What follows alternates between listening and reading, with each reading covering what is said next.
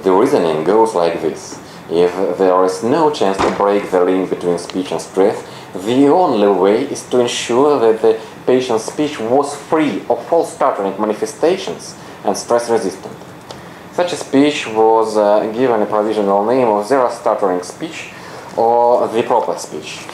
I would like to pay attention to your handouts. There is another term, irregular speech instead of the proper speech. So it is another issue of translation from Russian into English. But we decided to somehow alternate our English terminology, and we decided that the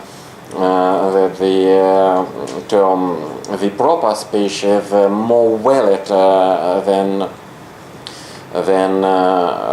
the regular speech. But we consider because when we say regular speech, we can you can may think that it is a speech like people that is like general speech of non-stuttering people, but it is not exactly the same. In fact, our speech is better.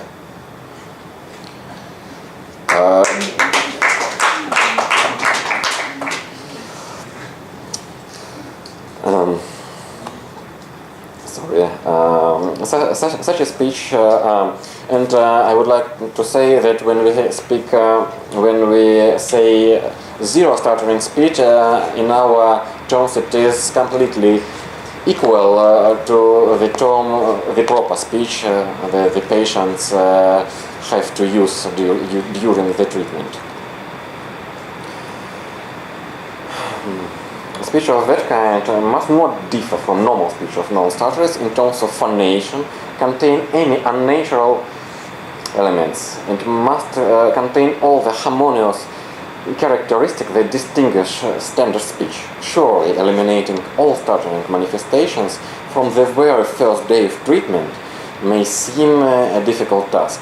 Still, it is achievable following certain principles.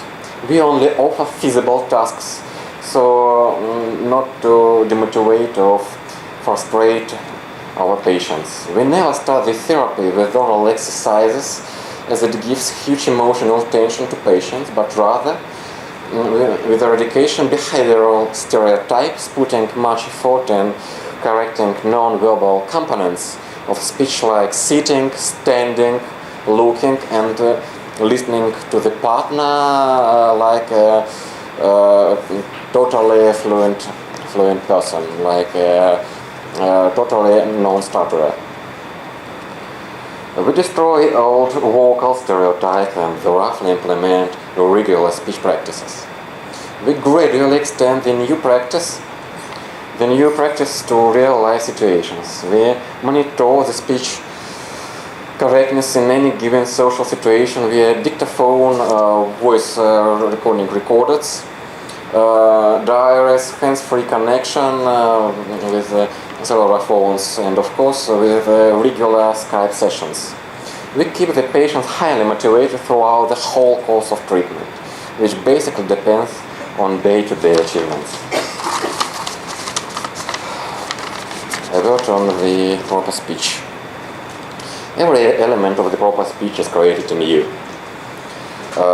With a patient learn how to relax, we gradually start implementing the elements of the proper speech. We start with syllable phonation in the first place, keeping in mind such elements as soft onset and just to register voice, perfect merger of words before the accent, and soft, relaxed word phonation after the accent.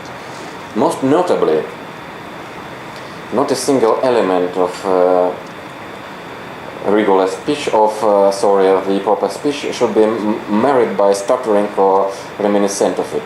It must be admitted though that in the first several months of the therapy the speech is slower, otherwise it would be impossible to learn how to speak properly, how to speak the zero stuttering speech. So to speak slower, it is not the goal itself, and it is not the